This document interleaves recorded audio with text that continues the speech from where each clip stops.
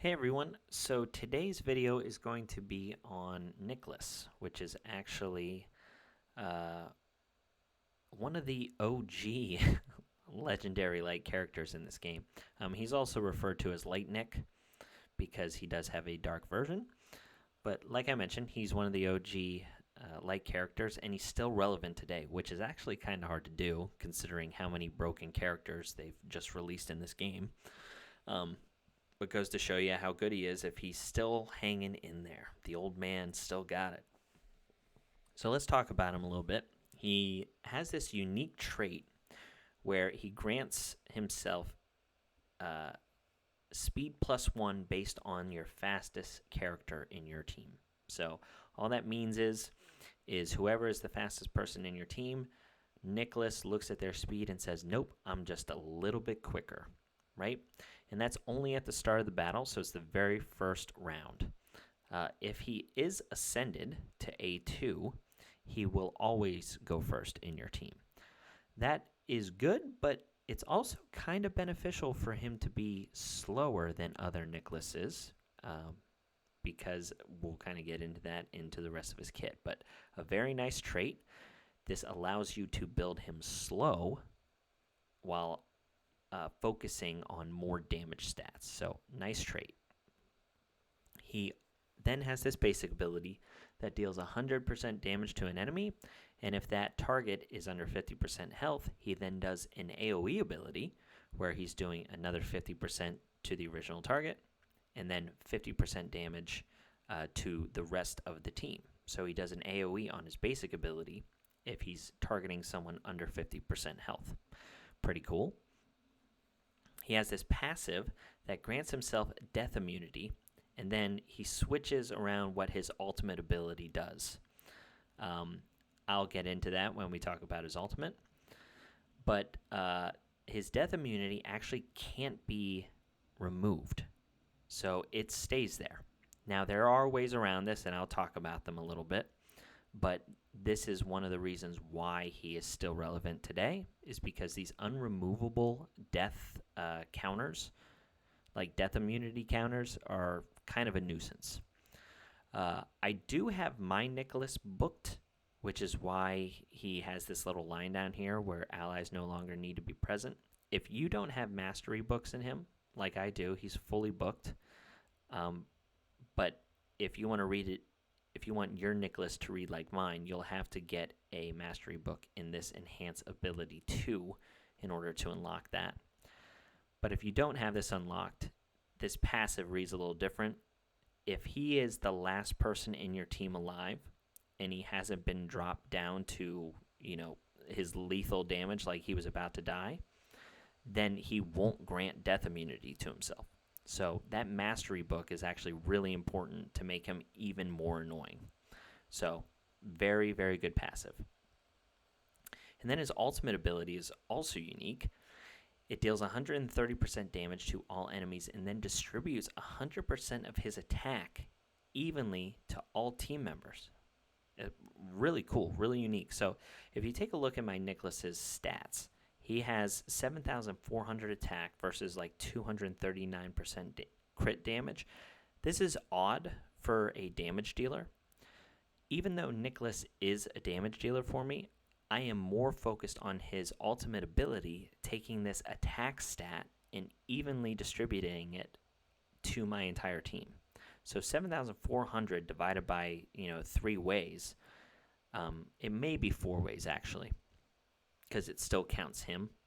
It doesn't stack on top of him, but I'm pretty sure that's how that works. I care more about how high his attack is to make the rest of my team strong for that one turn. It only does it for one turn, but as we saw from his trait, he's going to be the first person to go in your team. So that means you can ultimate right away, and then the rest of your team, who is slower than him, is going to get that attack boost. Very, very good ultimate ability. And then this little button up here is pertaining to his passive, where it says if he has that death immunity up, his ultimate ability gets replaced. So up in this button here, all that changes is he does additional damage. So this hits harder, which is nice, and then he's going to heal up a little bit. The healing part isn't super relevant because he's not that tanky. He's not squishy, but it's still nice to have. But I wouldn't say it's one of those things where you're like, oh, I have to get that death immunity to make sure that this ultimate has switched. So that's really not the case. But this is still nice to have if he does get that death immunity. So we've already gone over his stats, right? He has that high attack to distribute. He has okay health and defense. Slow, as I mentioned, just so I can stack the higher attack. He does have okay resistance. This is to help him counter one of his hard counters. This resistance could be a little higher, but I really wanted to prioritize just the support of making my team stronger. But with that being said, I do want to talk about a couple counters to him. So the first counter and hard counter to him is Andre. But Andre is kind of stat hungry. So people usually build Andre with very high speed, and then his attack is as high as you can get it along with his crit damage, because he kind of snowballs. And I'll make a video on Andre as well, but as you see here, his focus is pretty low for me because I just needed to focus on speed and attack and some crit damage to make him viable. So I wasn't able to have his focus as high as I want because on his ultimate, he has this grants no positive effects on an enemy. If you put this no positive effects up on Light Nick before his death immunity buff triggers, this buff will not be placed on him. So then he'll die immediately. So Andre is a pretty good counter to him. Another two counters. Nick has kind of two counters and that's it. I will say, though, that these other two are not as relevant. The first one is a character I haven't even built yet, but his name is Borden. He has this ultimate ability that says this ability ignores the target's invincible or death immunity. So if Borden were to attack Light Nick when his death immunity was up, he would just ignore it and kill him. So that is kind of a counter to Light Nick if you're struggling against him or if you're looking out for specific counters to him. And then the other one is a legendary character called Thor, who has something similar on his ultimate ability to Borden, where it says ignores all positive effects. So that death immunity is a positive effect on Light Nick. So that is that. I will show you Light Nick's gear. So he has this Death Hurricane set, which is part of the Forge, where if you're lucky enough to forge a good set, this is a nice one for him because he gets that attack boost and he's still doing a lot of damage. This is a Avarice set with that 15% attack bonus. So Nick's ultimate ability is going to do an additional 50% damage from that set. And then his basic, if he's attacking someone under 50% health, is also going to do additional damage because it'll then launch that AoE second attack. So these are the pieces I have. These have plenty of room for improvement. You know, this had 2 rolls on attack, which are kind of low, some crit rate and some resistance. This is a nice piece for Warrior. Triple attack stat rolls. This is a nice piece, attack and crit damage with some resistance. This piece, you know, can definitely be upgraded. Attack percentage with just crit rate as the relevant stat. Like, he doesn't need focus or the speed. I did go with an attack percentage ring. Like I said, I wanted to build up that attack percentage as much as I can, and then just the crit damage would follow. Here, also some room for improvement because the defense and focus is relevant. And then this is a nice ring with all the right substats. So that's the current gear I have on him. The other couple options for him is obviously just that normal Avarice set, which will allow his AoE abilities to do more damage, but he won't get that bonus 15% attack that I get from this. So that's one thing. Warrior is also another great set just because it allows to get his attack stat as high as possible. So if you want to enable the same strategy that I kind of have with Nicklaus right now, of just being more of a support than a pure damage dealer, Warrior set is a nice option. And because he does multiple AoE abilities and the option to possibly have it on his basic, stun is a very nice set for him as well. So Nicklaus is a great kind of option for Void Tower because of the stun set ability, and then also making your other heroes better damage dealers. So that's kind of how I have him built. Now, just for a couple test runs, in Arena, he's kind of a character that he pairs well with plenty of people just because he makes everyone stronger. With that being said, I guess if you're looking for people that pair the best with him, he needs someone who's very fast, right? Because you want him to go before the rest of your opponent's team, and with that, you're going to need a very fast character on your team to do that. So let's refresh this page here, and let's see if we can get one or two teams that I can show you here. Okay, so this team, man, I don't know if Lightning is the right character. Okay, we'll go to this one, actually. So this person probably has a very fast Halia, so we're going to go here, right? What we'll do is we'll bring in Nero with his aura to reduce their speed and make my Halia the fastest, which will then allow Nick to copy her speed plus that one.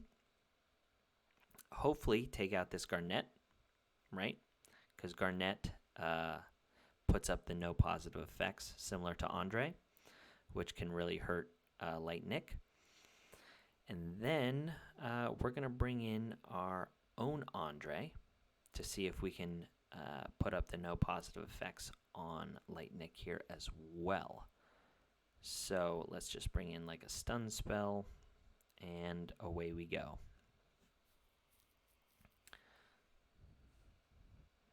Andre is also pretty good against Garnet. I mean, not Garnet, Giranol. So here we're going to ultimate, and you will see once he ultimates, there's going to be these little swords over our characters, which shows the distribution of Nicklaus's attack being distributed to all of my characters. So here's his ultimate, which hits very hard, as you can see. And now there's this little sword icon and these cool swords around our character, meaning that his attack was distributed. So now we'll use Halia to, first we're going to try and stun their Nick. Okay, that's good. So I will say that this Andre is going to be too strong to hit Nick, but this is a good showcase, actually. I'm going to show you what happens here. Okay. So my Andre, right? On this slam, he gives no positive effects. But what's going to happen, because he's too strong, he is going to trigger Nick's death immunity before he's even able to put up the no positive effects. So here he goes with the strong attack, and right there, the death immunity was already triggered before he could put up the no positive effects, so it didn't work. What you would need to do is have Andre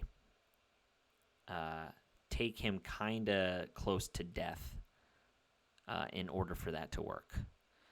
Oh, geez, and now we actually might lose because Garnet put up those no positive effects. Yeah. That actually kind of backfired. Oh, no. Okay. It was a bad showcase. I was dumb. I should have just killed someone else there and make them waste their reborn. but I think that was a decent showcase to show you why resist is kind of a nice thing to build on Nick, because if you have him in high resist, it's possible that he could resist Garnett's no positive effects. So we won't bring in Andre because we know he's a little too strong for this Nick once he goes. And I think we'll just bring in, someone safe like Jocasta or something to cleanse debuffs whenever Garnett does her silly thing there.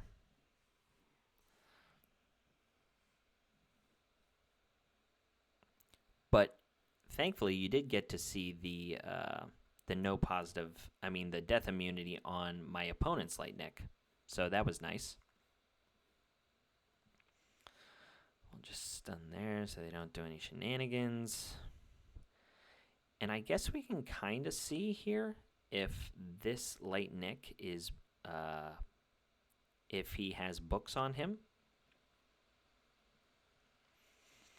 We're going to put this immunity up on light Nick so she doesn't do the crap that she just pulled. All right, so if this light Nick is not booked, if we kill these other characters, first, he won't grant his death immunity on himself. Let's do a little test. Alrighty.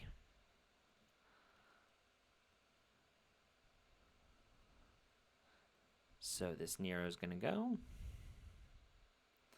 All right, now this is going to actually show if his light Nick is booked, he'll survive with the death immunity, but this will show light Nick doing that bonus attack with his basic, right? If he attacks somebody that's under 50% health, which this light Nick is, he will do a bonus attack, and you'll see it trigger here. Okay, so see, his light Nick was not booked, where if he was the last one killed, he died. Too many things to try and show in one fight. I'm hoping I'm getting this stuff across. Okay, so this is another nice kind of example. So what ends up happening as well is in the speed teams, Halia is very fast, right? We're obviously using our own. But what will happen is opponents will bring in their own, a character named Aurea here. And what Aurea does is she taunts your fastest character and the character with the highest attack. But if the character that is the fastest also has the highest attack, she'll only get to use that one taunt. So it kind of wastes her second taunt. Light Nick is actually a really nice counter to her because he'll eat both those taunts. He'll get the one for the fastest speed because he gets your fastest character speed +1, so he'll be the fastest, and then he'll have the highest attack. So then that will allow our Halia to not be taunted, or anyone else in our team if they have lower attack than Light Nick, which he has pretty high attack with 7,000. Let's check our Levi here and see what he's at. He's at 60-something, 67. So, yeah, let's bring in Levi, and I'll show you how that kind of works. So here at the start of the fight, you'll see Aurea puts up a taunt. See right there. So she put up the 2 taunts, and that's what he did, is he ate them.